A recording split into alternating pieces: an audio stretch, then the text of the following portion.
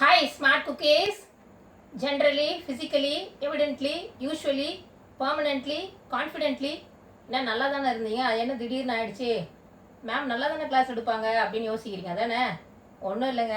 எல்வையில் முடிகிற அட்வர்பை யூஸ் பண்ணி சில சென்டென்சஸ் இன்னைக்கு படிக்கலாம்னு.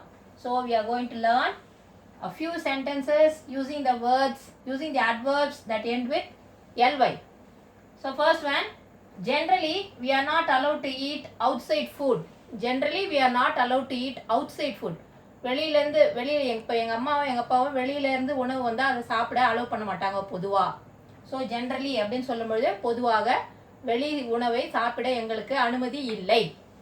Second one, hopefully corona will disappear in December 2020. இந்த டிசம்பர் மாதம் 2020க்குள்ளே நம்ம நம்புகிறோம். என்ன நம்புகிறோம்? கொரோனா வைரஸ் டிஸப்பியர் ஆகும், வேனிஷ் ஆகிடும், மறைந்து விடும் என்று நம்புகிறோம். So hopefully corona will disappear in December 2020. Third one, she answered confidently in an interview. She answered confidently in an interview. அவள் வந்து ஒரு நேர்காணலில் ரொம்ப நம்பிக்கையுடன் அவள் பதிலளித்தாள். ஸோ she answered confidently, ரொம்ப நம்பிக்கையுடன் பதிலளித்தாள். Fourth one, I am actually the class teacher of 8th standard, but you asked me to take 10th standard and 12th standard syllabus. என்ன சொல்கிறேன்? I am actually the class teacher of, நான் 8th standard class teacher தான். என்கிட்ட போய் 10th standard syllabus எடுங்க, 12th standard syllabus எடுங்கன்னு எல்லாரும் கேட்குறீங்க. அதுதான். So I am actually the class teacher of 8th standard and 8th standard, but you asked me to take 10th standard and 12th standard syllabus. I will try to take.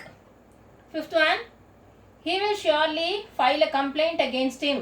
Surely, நிச்சயமா. He will surely file a complaint against him. அப்படின்னா அவன் நிச்சயமா அவனுக்கு எதிராக ஒரு case, ஒரு complaint, புகார் ஒன்று ஃபைல் பண்ணுவான் அப்படின்னு சொல்கிறது அது. He will surely file a complaint against him. He will surely win the match. He will surely get distinction in this semester. அந்த மாதிரி. Sixth one, basically, she is a strong woman. She can tackle any situation. Basically, அடிப்படையில், by nature, இயற்கையாகவே அவள் வந்து she is a strong woman. இது pronounce பண்ணும்போது singular, ஒரே ஒரு பெண்மணி இல்லையா? WOMAN இருந்ததுன்னா you have to pronounce it as woman. WOMEN அப்படின்னா plural, women. So that is the difference between woman and women, singular and plural. So basically she is a strong woman. She can tackle any situation. அப்படின்னா அடிப்படையில் generally பார்க்கும்பொழுது அவங்க ஒரு ஸ்ட்ராங்கான பெண்மணி. அவங்கக்கிட்ட எந்த சுச்சுவேஷன் கொடுத்தாலும் அவங்க வந்து என்ன பண்ணுவாங்க?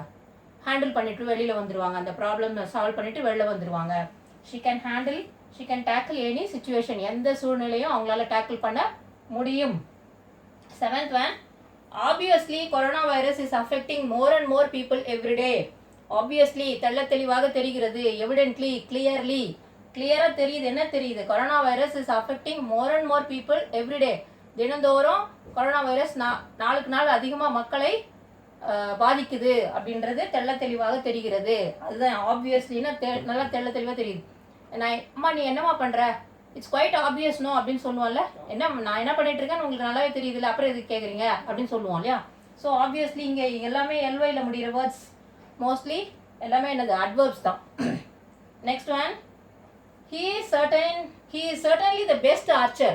பாரு, அவன் இங்கேருந்து அந்த மரத்தில் இருக்கிற மாங்காய் அடிச்சிட்டான், சிறந்த வில்லாளி தான் அவன் அப்படின்னு சொல்கிறாள். அவன் நிச்சயமாக ஒரு சிறந்த வில்லாளி. ஆர்ச்சர்னா அந்த வில்லு விடுறவர்.